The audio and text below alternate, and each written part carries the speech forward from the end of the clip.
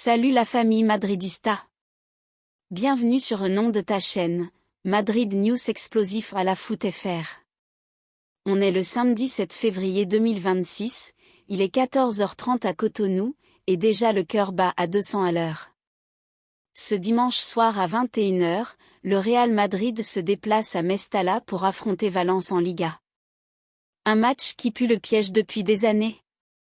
Le Real n'a gagné que 3 fois sur les 8 derniers déplacements là-bas, l'ambiance est ultra tendue depuis 3 ans à cause des insultes racistes contre Vinicius. Et là, BM. 4 absences confirmées qui font trembler tout le Bernabéu, Vinicius suspendu, Jude Bellingham out pour tout février, Rodrigo forfait ischio-jambier confirmé ce vendredi, et Eder Militao toujours très loin du retour. Le Real est à un seul point du Barça leader.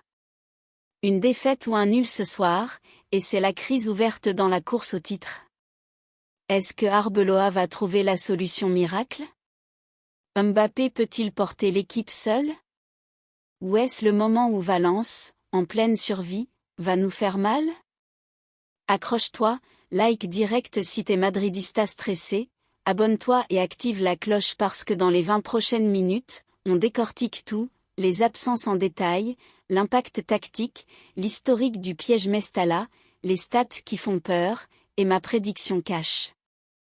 Allez, on y va. À la Madrid.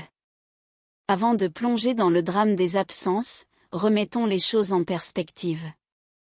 On est à la 23e journée de Liga 2025 à 2026.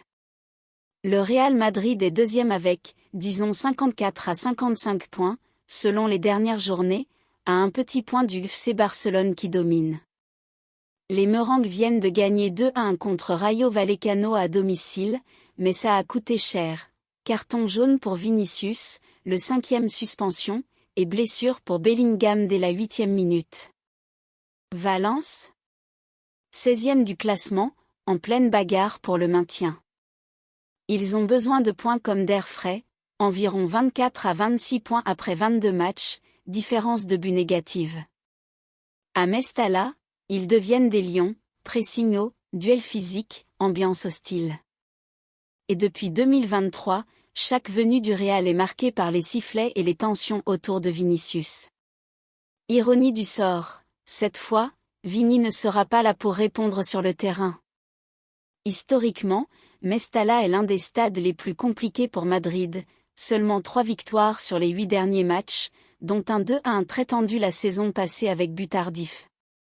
Valence adore jouer les spoilers contre les gros. Carlos Corberán, leur coach, va tout miser sur le bloc bas plus contre rapide.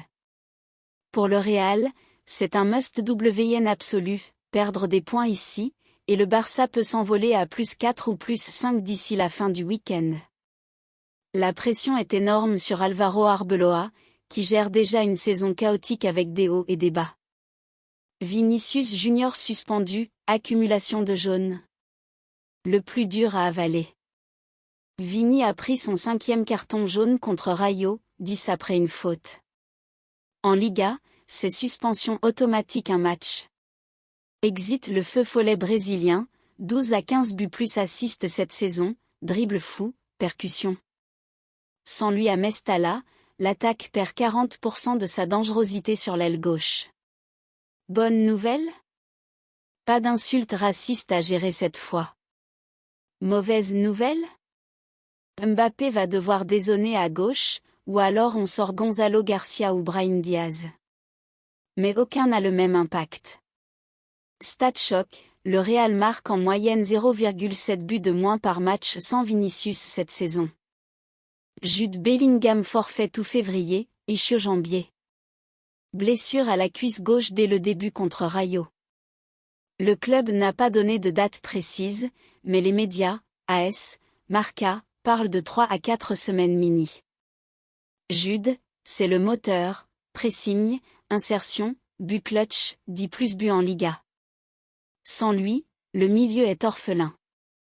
Arbeloa va probablement titulariser Tchouaméni Camavinga en double pivot, avec Arda Güler ou Ceballos en 10. Mais Jude récupère 8 à 10 ballons par match et marque sur phases arrêtées. Impact énorme, taux de victoire du Real chute de 25 à 30% sans Bellingham cette saison. Rodrigo Gos forfait confirmé, ischio jambier droit, gros coup dur annoncé vendredi par le club officiel. Rodrigo a senti une gêne à l'entraînement jeudi, n'a pas participé vendredi, examen confirme une lésion ischio. Durée, environ 10 jours selon Copé et Cadena Copé. Donc out contre Valence, probablement contre Sociedad aussi. Rodrigo était en feu fin 2025, mais galère physique depuis janvier 2026.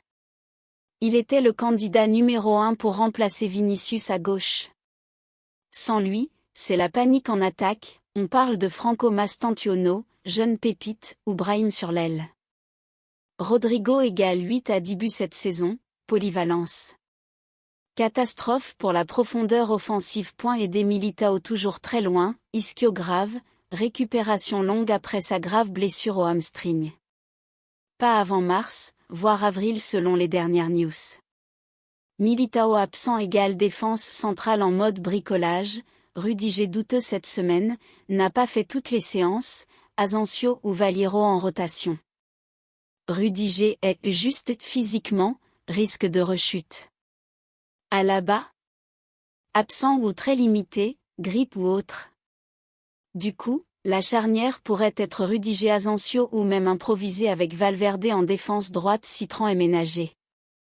Les bonnes nouvelles dans ce chaos. Ferland Mendy s'entraîne normalement depuis 10 jours disponible.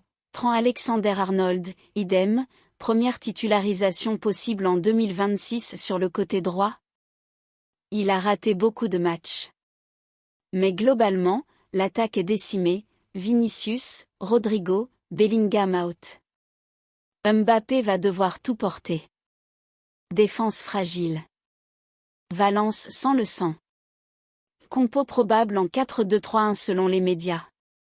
Courtois Tran, ou Valverde, Rudiger, Sifi, ou Asensio, Valiero Asensio, Mendy Tchouaméni, Camavinga Franco Mastantuono, ou Brahim, Arda Güler, Mbappé, gauche ou pointe, Endrick ou Gonzalo en pointe. Scénario. Optimiste, Mbappé explose, Tran crée le danger, victoire 2-1 ou 3-1 point réaliste, match fermé, nul 1-1 ou défaite 1-0 sur contre. Valence va souffrir mais résister. Pire cas, craquage défensif, 1-2 ou 0-2. Ma prédiction cash, nul 1-1. Le Real va dominer mais manquer de percussion. Mbappé marquera peut-être, mais Valence arrachera un point précieux. Et vous? Dites-moi en commentaire, qui doit démarrer à gauche sans Vini et Rodrigo? Mbappé ailier ou faux neuf? Arbeloa va-t-il survivre à ce match? Like si vous pensez victoire quand même, dislike si vous sentez la crise, partagez à tes potes madridistas, et abonnez-vous pour le débrief post-match dimanche soir. Merci d'avoir tenu jusqu'au bout, Forza Madrid, et à très vite pour les news les plus chaudes. À la Madrid. Peace out, les gars. Pensez à liker, commentez votre 11 de rêve malgré les absences, et on se retrouve après le match pour débriefer. Restez connectés, la Liga est loin d'être finie.